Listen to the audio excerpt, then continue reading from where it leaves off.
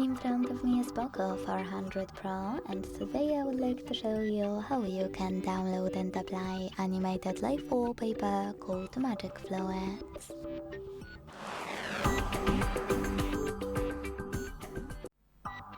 Begin by opening Play Store and downloading free app called Magic Fluids Lite Fluid Theme from Mad Scientist Developer. This one.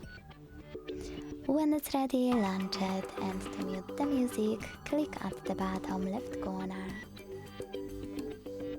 Then choose Consent. Hit this gear at the top left corner and operate all of those wallpaper settings however you want to. You can check out Preview at the top. To try something different, you can also hit Presets on the left. Click on a perfect one and choose Yes. Then adjust all of its settings.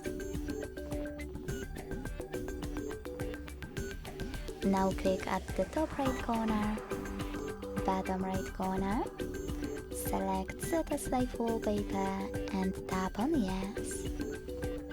Finally hit Apply and close Magic Fluids app. Thanks so much for watching. If you enjoyed this video, don't forget to leave a like, comment and subscribe. Bye!